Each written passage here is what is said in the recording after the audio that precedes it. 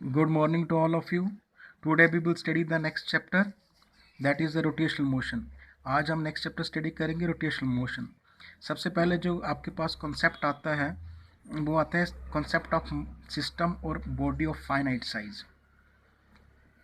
देखिए, a body of finite size in considered to be made up of a large number of particle point object at least two particle. कोई भी जो object है वो छोटे छोटे पार्टिकल से मिलकर ही बना है, ठीक है। जिसमें 2 पार्टिकल्स हो सकते हैं, इससे ज़्यादा पार्टिकल भी हो सकते हैं। हम ऐसे भी बोल सकते हैं, a collection of any number of particles interacting with one another is said to be form a system. बड़े सारे पार्टिकल जो कंबाइन होते हैं, जिसके साथ इंटरेक्ट करते हैं, वो किसकी फॉर्मेशन करते हैं? वो सिस्टम की फॉर्मेशन करते हैं, और उसको क्या बोल देते हैं? ए बॉडी ऑफ फाइनाइट साइज बोल देते हैं। और इसमें ये भी बोला जाता है, इसका मीनिंग ये होता है कि interacting means particles are exerting force on each other. इसका मीनिंग क्या हुआ कि जो पार्टिकल्स होते हैं वो एक दूसरे के ऊपर क्या करते हैं? फोर्सेस भी एक्सर्ट करते हैं। नेक्स्ट मेरे पास आ गया इंटरनल फोर्सेस क्या होती हैं। देखिए, कोई भी आपके पास सॉलिड है तो वो सॉलिड जो होगा वो 2 या 2 से ज़्यादा पार्टिकल से मिलकर बना होगा, और उसके बीच में जो पार्टिकल्स होंगे वो एक दूसरे के ऊपर फोर्स एक्सर्ट करेंगे। वो जो फोर्सेस होती हैं उसको इंटरनल फोर्सेस बोलते हैं। तो यहाँ पे लिखा भी गया है, all forces exerted by the various particles of the system on one another. मतलब वेरियस पार्टिकल किसी के ऊपर क्या करते हैं? फोर्सेस एक्सर्ट करते हैं, उनको बोलते हैं इंटरनल फोर्सेस। नेक्स्ट ये बोला गया, internal forces between a pair of particles of a systems are equal and opposite. जो भी आपके पास इंटरनल फोर्सेस होती हैं, जो भी पेयर ऑफ पार्टिकल्स पे लगती हैं, वो इक्वल होती हैं और साथ में ऑपोजिट होती हैं। और इक्वल और अपोजिट जब भी 2 फोर्सेज होती हैं तो वो कैंसिल आउट भी हो जाती हैं पेयर में वो कैंसिल आउट भी हो जाती हैं। Internal forces are reasonable for a definite shape and size of a body. जो इंटरनल फोर्सेज होती हैं उसी के कारण उस सॉलिड की या ऑब्जेक्ट की क्या होती है? डेफिनेट शेप होती है और साइज होता है। नेक्स्ट आती है external forces. The forces applied on A system of particles from outside of a system is called the external forces.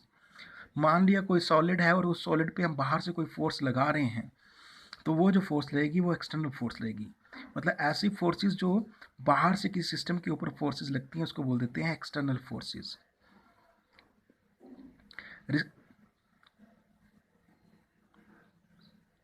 External forces are responsible for the motion of move और stop और change the direction of a system.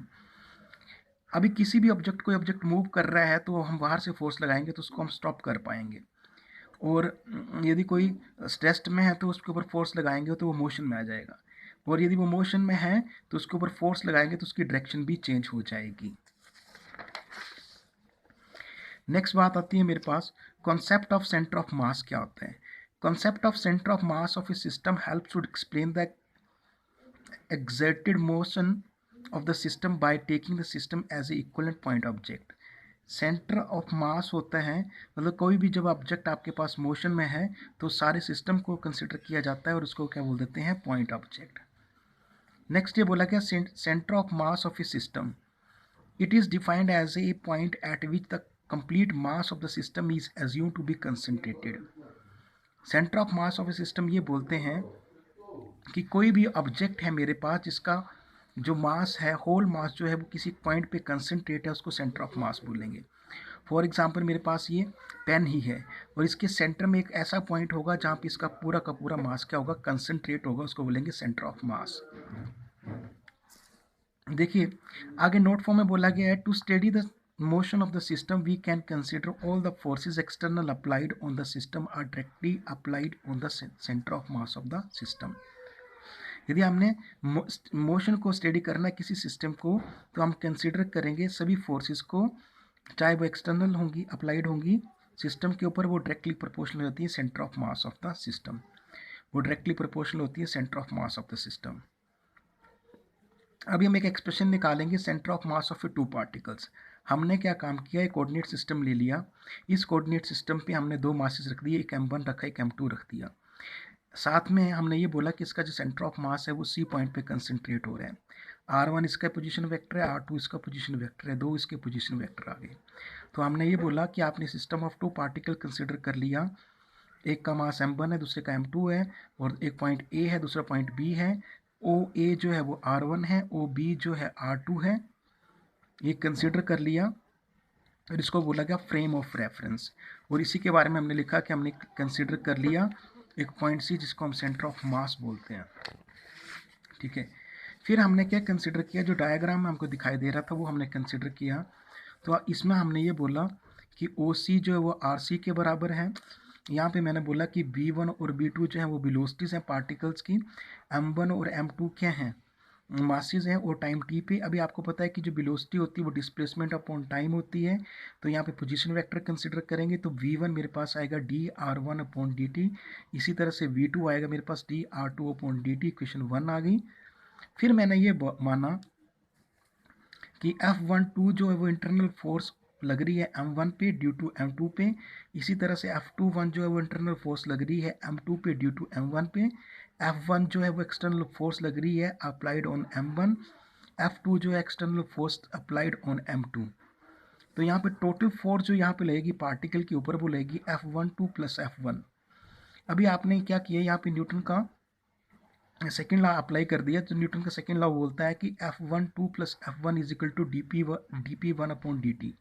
Newton का second law बोलता है कि external force is equal to rate of change of the momentum. फिर मैंने dt बाहर लिख दिया, P1 की जगह पे मैंने पुट कर दिया M1 इंटू B1। तो मैंने ये बोला कि जो नेट फोर्स होती है वो मेरे पास इक्वल होती है rate of change of linear momentum के बराबर। उसी तरह से मैंने बोला कि टोटल फोर्स लग रही है पार्टिकल के ऊपर, वो आपने बोला F2 प्लस F21 आ गया, वो dp2 अपॉन dt आ गया। d अपॉन dt बाहर लिख दिया। P2 की वैल्यू आपने पुट कर दी M2 into V2। Equation third आ गई। फिर आपने क्या काम किया, ये सारी टोटल फोर्सेस जो थी सिस्टम पे लग रही थी इसको ऐड कर दिया। जब आपने ऐड किया तो F आपके पास आ गया F1 plus F12 plus F2 plus F21 आ गया। यहाँ पे आपने क्या काम कर दिया, सभी की वैल्यूज पुट कर दी। वैल्यूज पुट करने का जो कॉमन आता था वो कॉमन ले लिया। ठीक है, फिर हमने क्या काम किया, हमने ये बोला पुट द वैल्यू ऑफ, आपने B1 और B2 की वैल्यू पुट कर दी इक्वेशन 1 में। आपने लिखा कि d अपॉन dt जो है M1 into dr1 upon dt plus M2 into dr2 upon dt आ गया। फिर आपने सारे को मल्टीप्लाई किया तो आपका आ गया d स्क्र अपॉन dt, या M1 into R1 plus M2 into R2 आ गया। आपने मल्टीप्लाई और डिवाइड किया राइट हैंड साइड को इक्वेशन M1 प्लस M2 से, तो हमारे पास आ गया F is equal to M1 plus M2 d स्क्र अपॉन डी टी स्क्र। यहाँ पे है M1 R1 plus M2 R2 upon M1 plus M2। फिर आपने ये बोला कि F is equal to M1 plus M2 आया। इस सारे फैक्टर को आपने बोला RCM। तो RCM आपके पास आ गया। यदि आप कंपेयर करें तो M1 R1 plus M2 R2 upon M1 plus M2। आप यहाँ पे बोलेंगे where the position vector of two particle system. ये पोजिशन वेक्टर आता है टू पार्टिकल सिस्टम का। नोट में ये बोला गया the centre of mass of a two particle system lies on the straight line joining these two particles. इसी तरह से ये बोला गया if two particles have equal masses. अब दो पार्टिकल कंसिडर किए, उनका मास इक्वल मान लिया हमने, M1 और M2 इक्वल टू हो गए M के। यहाँ पे इनके ऊपर वाली इक्वेशन में वैल्यू पुट कर दी तो मेरे पास RCM आ गया M R1 plus R2 upon 2M। M से M कैंसिल आउट हो गया तो RCM आ गया R1 प्लस R2 अपॉन 2।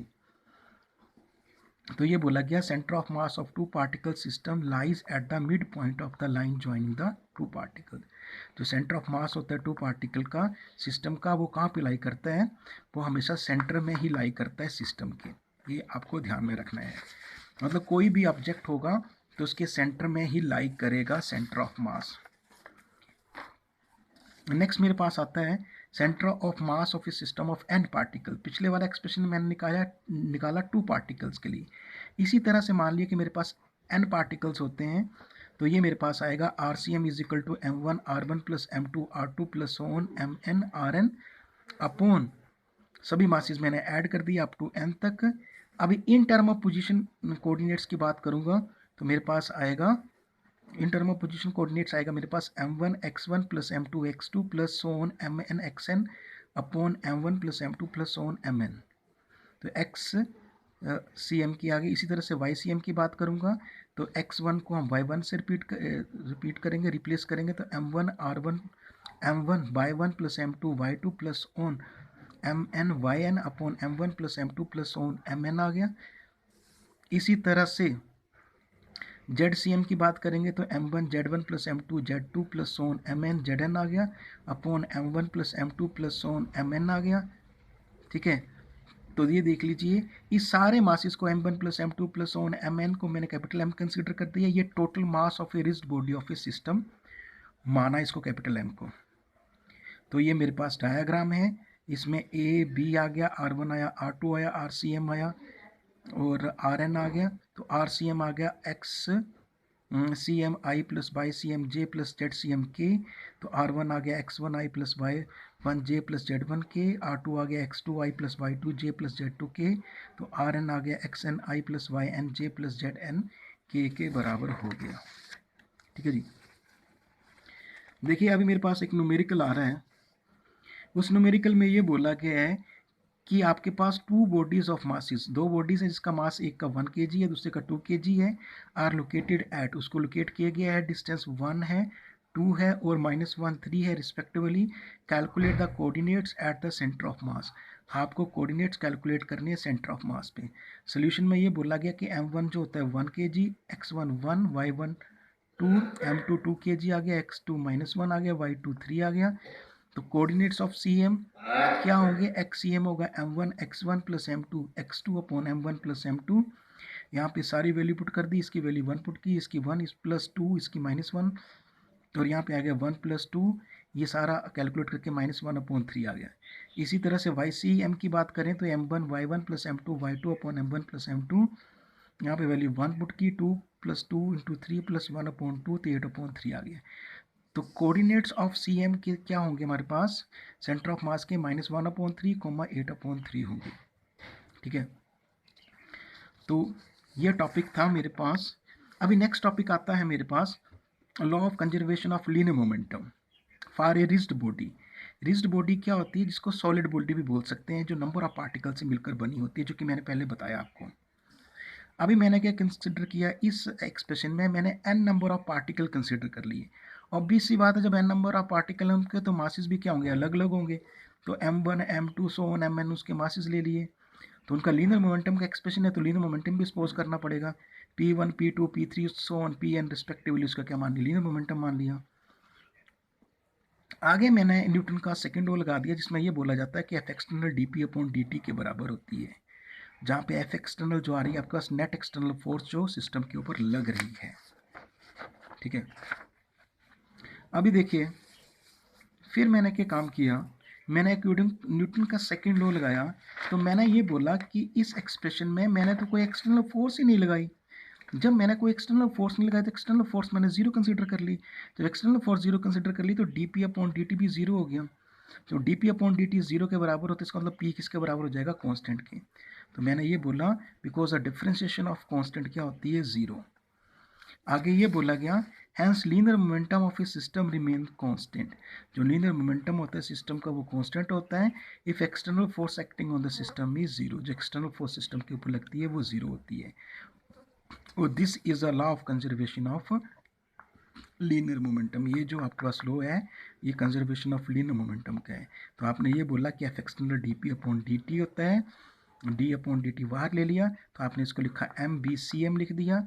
अभी आपने ये बोला कि एफ एक्सटर्नल जीरो होती है, जब एफ एक्सटर्नल जीरो होगी तो P आपके पास कांस्टेंट होगा, तो BCM अब भी आपके पास क्या होगा, कांस्टेंट होगा, बिकॉज मास तो कभी जीरो हो नहीं सकता।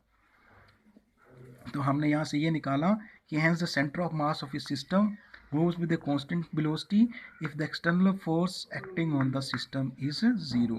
यदि external force सिस्टम के ऊपर क्या लग रही है, जीरो। यदि आर्टिकल ठीक लगा हो तो वीडियो को ज़्यादा से ज़्यादा शेयर करें, ठीक है, और चैनल को सब्सक्राइब करें।